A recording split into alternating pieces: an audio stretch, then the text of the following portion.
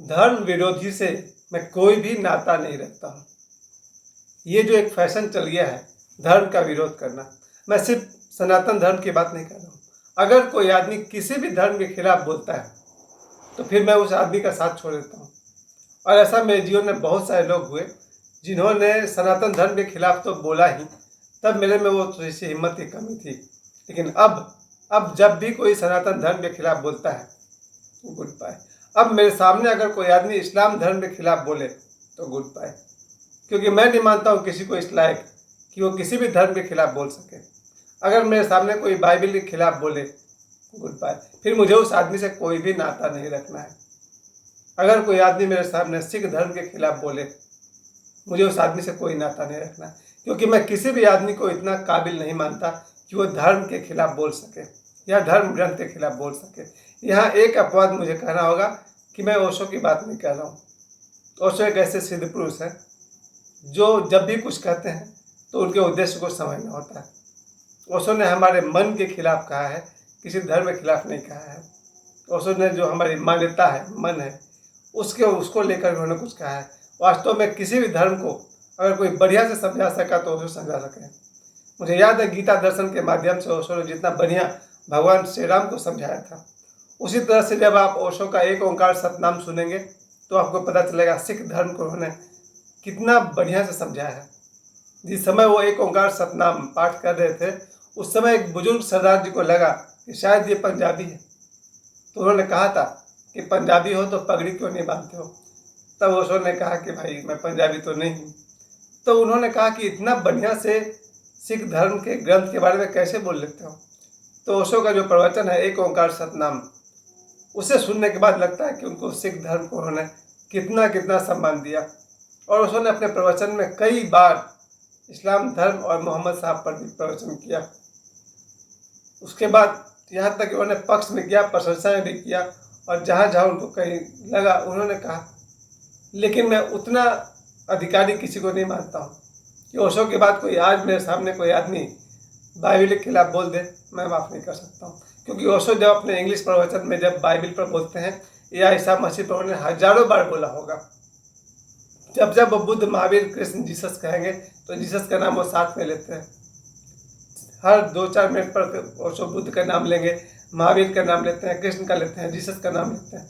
और अगर कोई मेरे सामने बाइबल की बुराई करे या ईसा मसीह की बुराई करे, मैं उस आदमी को तत्क्षण छोड़ दूंगा। ये मेरा एक निजी। इसके साथ साथ एक बात और जोड़ लीजिए कि धर्म विरोधी को तो मैं तुरंत ही छोड़ दूंगा, लेकिन राष्ट्र विरोधी को छोड़ने में 1 सेकंड की देर नहीं करूंगा। क्योंकि मेरी नज़र में जो आदमी देश का विरोधी है, जो आदमी धर्म का विरोधी है, उसके साथ मुझे एक पल भी नहीं रहना है। अब मैं ये तो नहीं कर सकता कि उसको मिटा दूँ कि हटा दूँ, उतनी मेरी औकात नहीं है, लेकिन मैं उससे अलग हट जाऊँ इतना जरूर कर सकता हूँ। देखिए, धर्म, कोई भी धर्म गलत बात तो नहीं सिखाता होगा, इतना विश्वास तो जरूर रखता हूँ मैं। कोई भी धर्म हो, चाहे हमारा सनातन धर्म हो, चाहे इस्लाम हो, चाहे सिख धर्म हो या ईसाई धर्म हो या पारसी हो, यहूदी हो, कोई भी धर्म गलत बात नहीं सिखाता है। समय बीतने के साथ साथ लोग उस धर्म के बारे में तरह तरह की टीका टिप्पणी करते हैं। वहाँ कुछ गड़बड़ हो सकती है, क्योंकि रामायण भी एक नहीं है, बहुत सारे रामायण लिखे गए हैं, 10, 12, 15 रामायण लिखे गए हैं। तो उसमें थोड़ा सा भेद हो सकता है, बिल्कुल है। वाल्मीकि रामायण में और तुलसीदास जी के रामायण में अंतर है। फिर भी मैं एक महापुरुष को जरूर याद रखता हूँ। देवराहा बाबा ने कभी भी किसी धर्म का खंडन नहीं किया। मैं फिर से रिपीट कर दूं, देवराहा बाबा ने कभी भी किसी धर्म के खिलाफ नहीं कुछ कहा। यहाँ तक हो सका उन्होंने सभी धर्मों को सम्मान दिया। उन्होंने इस्लाम को भी, क्रिश्चियन को भी और सिख धर्म को, हर धर्म के लोग उनके पास आते थे और उन्होंने कभी भी किसी भी धर्म के खिलाफ कुछ नहीं कहा। लेकिन मेरी नज़र में ऐसे बहुत सारे लोग हैं जिन्हें अगर मैं कहूँ कि अरे गहरे नथु खैरे, ऐसे ऐसे लोग हैं जो धर्म के खिलाफ आसानी से बोल देते हैं। और दुखद यह है कि सुनने वाले सुन लेते हैं। कोई धर्म के खिलाफ बोले और मैं चुपचाप सुनता रहूं, मुझे शर्म आती है, दुख होता है। लेकिन ये तो मेरे साथ भी हुआ है, क्योंकि मैं बचपन से थोड़ा कमज़ोर प्रवृत्ति का था, अभी भी हूँ। और मेरे सामने जब कोई सनातन धर्म की बुराई करता है तो मैं पलट के जवाब नहीं दे पाता हूँ। फिर हो सकता है झगड़ा हो जाए, बहस हो जाए या मारपीट हो जाए, उतना दूर तक मैं सोच लेता हूँ। इससे बढ़िया उस आदमी को भैया हाथ जोड़ के नमस्ते कर लो, बाय बाय। तो ऐसे बहुत सारे सनातनी हैं, सनातनी तो कहूँगा नहीं, हिंदू कहूँगा, बहुत सारे हिंदू हैं मेरी नज़र में, मेरी जानकारी में, जो सनातन धर्म के ही खिलाफ बोलते हैं। कारण भी उसका उनको दिखाई पड़ता है। जैसे हनुमान जी के बारे में कहा जाता है पहाड़ लेकर के वो आ गए। एक आम आदमी सोचता है कि एक हनुमान जी पहाड़ लेकर आ गए, इसका क्या मतलब निकला। कोई भी धर्म ग्रंथ सरल भाषा में नहीं लिखा हुआ है। धर्म ग्रंथ को प्रतीक भाषा में लिखा जाता है और कोई भी चाबी ओपनली नहीं लिखी जाती है। वो एक रहस्यमय बात हो सकती है कि हनुमान जी का संजीवनी बूटी लाना और उस पहाड़ को उठाकर लाना, आप सभी नहीं समझेंगे। और जबकि यहाँ तक योग में और बहुत सारे तंत्र है जहाँ ये व्यवस्था है कि भारी चीज को भी इंसान उठा सकता है। अभी पूना में एक मजार है, कभी आप लोग उस पर यूट्यूब पर सर्च करिएगा, पूना में एक मजार है। उस मजार में एक 80 किलो का चट्टान रखा हुआ है, पत्थर रखा हुआ है, और 80 किलो के चट्टान को कोई भी आदमी नहीं हिला सकता है, 2 4 5 10 आदमी भी नहीं हिला सकता है। लेकिन उस चट्टान पर जिस फकीर का, जिस मजार का चट्टान है, जिस फकीर का ये वचन है कि अगर 11 लोग अपनी एक उंगली से, इस तर्जनी उंगली से उस चट्टान को उठाएंगे तो उठ जाएगा। सोचिए, मैं फिर से कह रहा हूँ, पूना में एक चट्टान है एक मजार के पास, जिसको अगर 11 लोग मिल करके एक उंगली से, तर्जनी उंगली से उठाएंगे और उस फकीर का नाम लेकर उठाएंगे तो उठ जाएगा।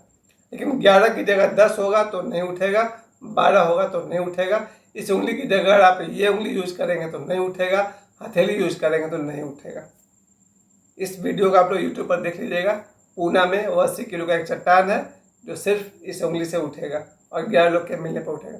क्योंकि धर्म का अपना एक वचन होता है। जो भी फकीर रहे होंगे उन्होंने ये वचन दिया कि जब ऐसे शर्त पूरा करोगे तो उठेगा। तो उसी तरह से चाहे सनातन धर्म हो या फिर इस्लाम धर्म हो या फिर ईसाई हो या फिर गुरु ग्रंथ साहब हो, कोई भी धर्म हो। मैंने गीत भी था, किसी ने लिखा था कि मजहब नहीं सिखाता आपस में बैर रखना।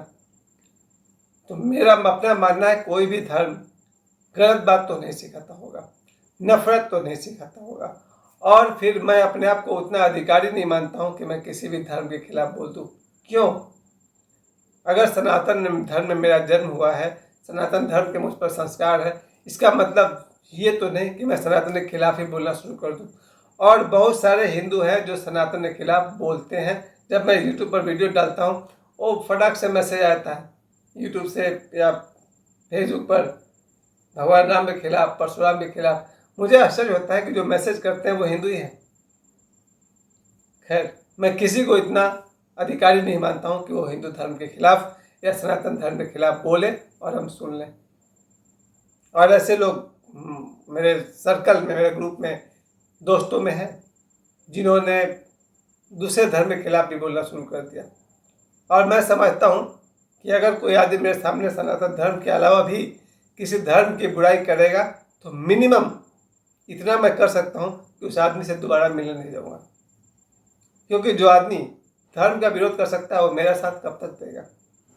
और साथ में ये भी याद रखना है कि धर्म का एक अर्थ और होता है, सच्चा नियम, सत्य नियम।